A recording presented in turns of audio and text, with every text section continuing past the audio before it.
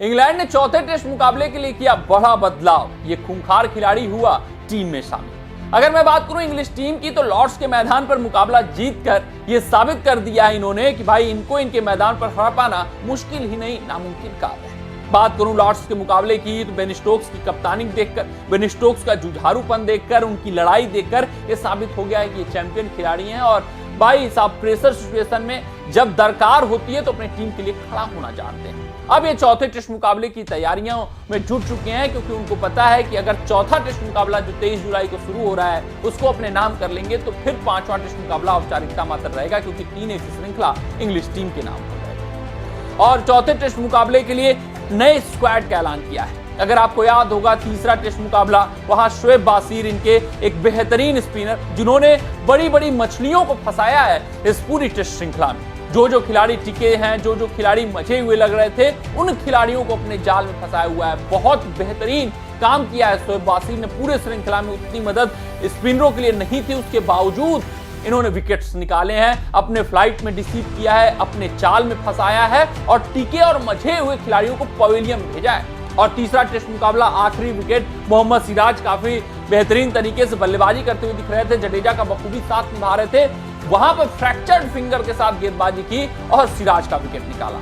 ये चैंपियन खिलाड़ी हैं, लेकिन इंजरी के कारण अब वो चौथा टेस्ट मुकाबला नहीं खेलेंगे। और इंग्लिश टीम ने जो स्क्वाड में खिलाड़ी को जोड़ा है वो खास है, वो शोएब बासिर से भी महत्वपूर्ण खिलाड़ी साबित हो सकता है, क्योंकि वो ऑलराउंडर है।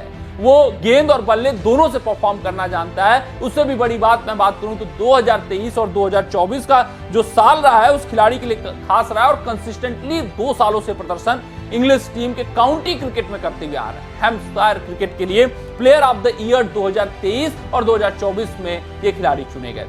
हम बात कर रहे हैं लियाम डॉसन की, जिसको चौथे टेस्ट मुकाबले के लिए स्क्वाड में शामिल किया गया है। डॉसन हैम्पशायर के लिए काउंटी क्रिकेट खेलते हैं और वहां पर 2023 और 2024 में कंसिस्टेंटली परफॉर्म किया हुआ है और हैम्पशायर क्रिकेट ने उनको 2023 और 2024 में प्लेयर ऑफ द ईयर का अवार्ड 2 सालों में दिया है। और जो सिलेक्टर हैं उन्होंने कहा है कि भाई इसका इनाम हमें देना था डॉसन को, उन्होंने इसको गेन किया है, जो इनका चयन हुआ है उसको अर्जित किया हुआ अपनी मेहनत के दम पर, अपने प्रदर्शन के दम पर।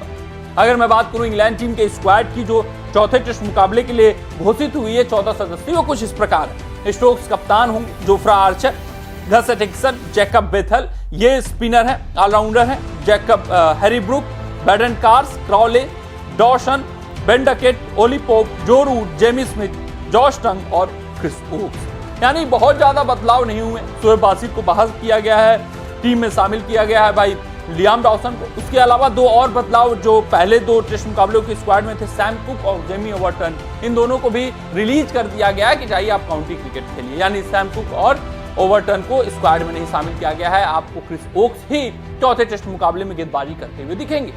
वहीं अगर हम बात करें शोएब बासिर के रिप्लेसमेंट की, क्या डॉसन डायरेक्ट पिक होंगे? तो ऐसा नहीं है। हाँ, डॉसन प्रमुख पिक होंगे, मतलब इनकी प्रायोरिटी ज्यादा होगी किसके मुकाबले? जैकब बेथल के मुकाबले, क्योंकि जैकब बेथल आपको पता है आरसीबी की तरफ से इस संस्करण में ओपनिंग कर चुके हैं, एक होनहार ऑलराउंडर माने जाते हैं। ये भी भाई साहब गेंदबाजी कर सकते हैं, स्पिन और कुछ मदद ये बल्लेबाजी से भी कर सकते हैं, जैसे कि डॉसन कर सकते हैं। लेकिन डॉसन की जो स्पिन वाली काबिलियत है वो ज्यादा बेहतरीन है किसके मुकाबले?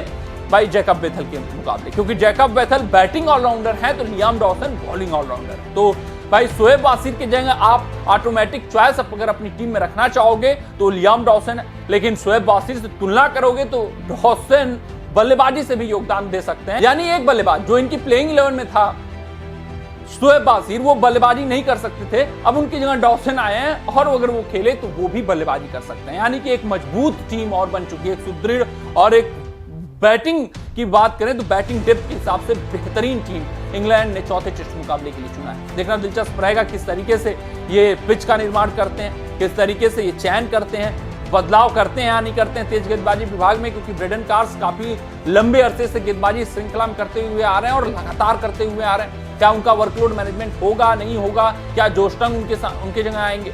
लेकिन ये तय है कि क्रिस ओक्स खेलेंगे, बेन स्टोक्स खेलेंगे, जोफ्रा आर्चर खेलेंगे। ये 3 पेसर इनके होने वाले हैं। ब्रेडन कार्स भी खेल सकते हैं, उनकी जगह जॉश टंग भी आ सकते हैं, इनका अपना पर्सनल डिसीजन होगा। लेकिन लियाम डॉसन के आने की वजह से इनकी बल्लेबाजी बढ़ेगी और गेंदबाजी भाई साहब अच्छा इस वक्त करते हुए आ ही रहे हैं, उसी का इनाम मिला है। शोएब बासिर जैसा इंपैक्ट छोड़ पाएंगे या नहीं छोड़ पाएंगे, ये भी देखना दिलचस्प रहेगा। कमेंट सेक्शन में कमेंट करके बताइए कि इंग्लिश टीम आपको ये कैसी लगी, ये चौथा टेस्ट मुकाबला अपने नाम कर पाएंगे या नहीं कर पाएंगे। मिलते हैं आप अगली रिपोर्ट में, तब तक अपना ध्यान, सुरक्षित रहें, स्वस्थ रहें, मस्त रहें। जय हिंद, जय भारत।